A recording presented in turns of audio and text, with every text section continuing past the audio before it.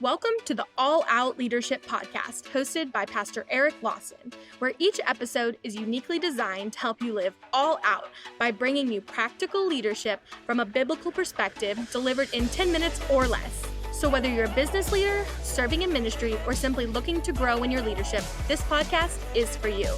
Before we dive into this week's topic, make sure to subscribe to the podcast and download the show notes at ericlawson.com/podcast.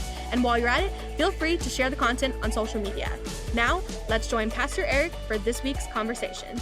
Welcome to another edition of the All Out Leadership Podcast. Today we're continuing in the book of Revelation, unpacking the seven churches, and we are learning some great leadership principles. Today we come to the sixth of the seven churches, and it's really one of two that Jesus didn't have a corrective word for, and it's to the angel of the church of Philadelphia, right? So that's Revelation 3:7. So let's unpack some interesting backdrop to the Church of Philadelphia. Many people know the church Philadelphia is a city of brotherly love. William Penn, who founded the city of Philadelphia in the United States, actually named it after this church, city of brotherly love. And there are three Greek words for love. There's eros, where we get the word erotic, which is sensual love. And then there's phileo, which is brotherly love. And then there's agape, which is the God kind of love. And so this city was named Philadelphia for, it was known as the city of brotherly love. It was founded around 189 BC by a man named Eumenes II. And he died, and his brother Achilles succeeded him. And he so admired his older brother that he named buildings after him. He had coins minted bearing his image. He talked about him constantly, and therefore people began to call the city Philadelphia, the city of brotherly love, because of this younger brother who was so appreciative and loved so much his older brother. As believers, we have one who's not ashamed to call us brethren. That's Jesus Christ, who died for us, and we should be constantly talking about him. We should be building everything we do with his name upon it, and do everything we do it as unto the Lord. All of our transactions should be stamped with his image upon it. And so just as that is part of what made Philadelphia the name it is, that they're constantly talking about the brother, buildings are being built with his name, things are being stamped with his image. That's really how we should be as Christians. In fact, Jesus said that people will know we're his disciples, that we have love for one another. At the end of the day, it doesn't really matter what you call yourself.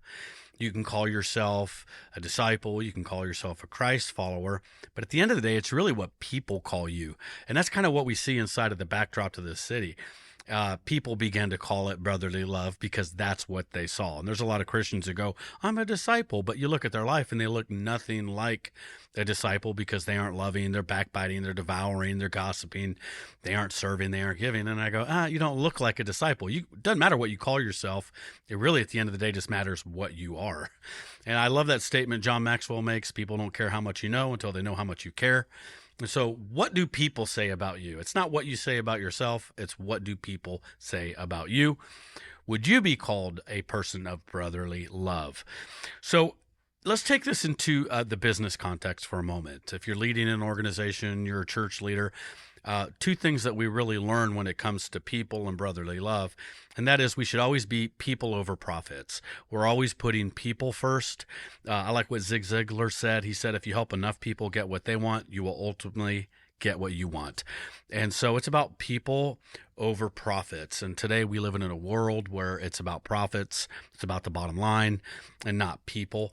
And so just make sure you don't lose sight of people over profits. And if you're growing a church, as a pastor, I'm always reminded it's about the people. It's not about how many people we have attending. It's not how many people signed up for this event, how many people we had at Christmas.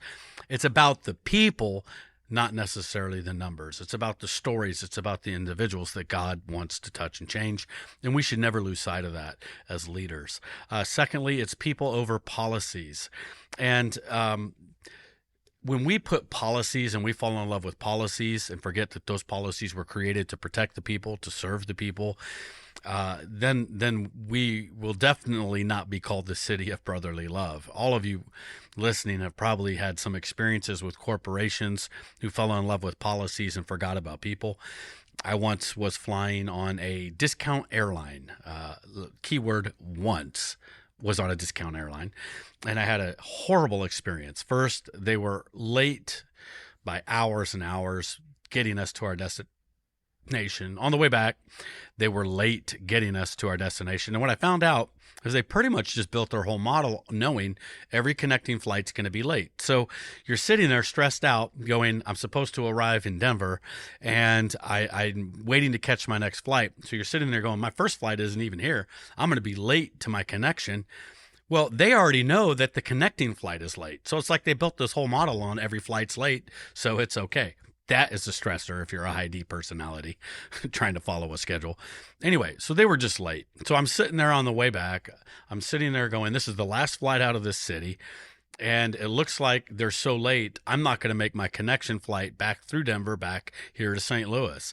And so I literally go, what am I going to do? So I look up the next day flights that I go, okay, if I miss this flight in Denver and I can't get the next flight, what's the next flight out? Well, it was the next day. Well, based on how many people were going to miss this connecting flight, I go, odds of me getting on that early flight out are about zero.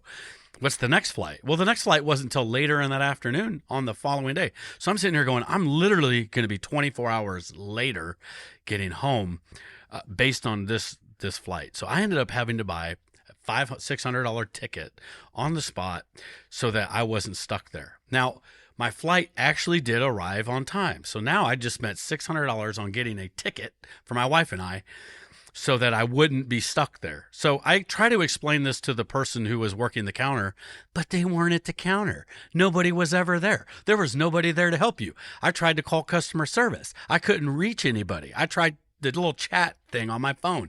Couldn't reach anybody. And so that's why I ended up just going, I'm going to buy a ticket. So I get on the plane. It's late, and I just go to the flight attendant because they sell snacks on this flight. That's why it's discounted. You got to buy everything. You got to buy, your toilet paper, for the restroom. You got to pay per flush. Like it was horrible.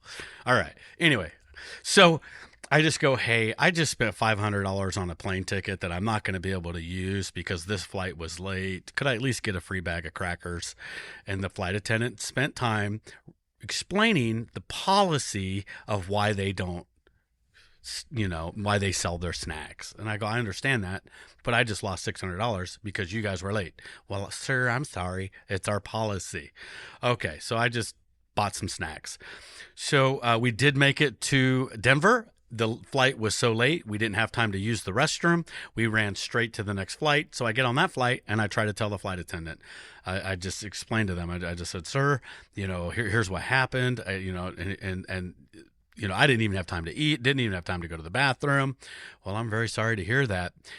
Would you like to buy a snack? No, I'd not like to buy a snack. Could you just give me a free bag? Well, sir, we have a policy. All I heard was policies. So I get back, I email the company, explain my horrific story, and I get an email back that says, sir, here's our policies. So I escalate and I go all the way up management and I get literally cut and paste from the policy manual their policies. Well, you know what? I will never, the rest of my life, fly that airline. I will Uber across the United States of America. I'll walk across the United States of America before I ever get on that plane again. Why? Because as a leader, I value my time, and I also don't want to be part of an organization that values policies over people. And I promise you, they have lost more money because of my private word of mouth, and I'm not sharing the name of the organization here today. I'm restraining myself because you might be working for that organization and Jesus might have sent you there to be a light in a very dark place. So keep up the great work. Maybe God has sent you there to be an agent of change. Thank you for you. So I'm not going to publicly attack that organization, but privately I have cost them a ton of money.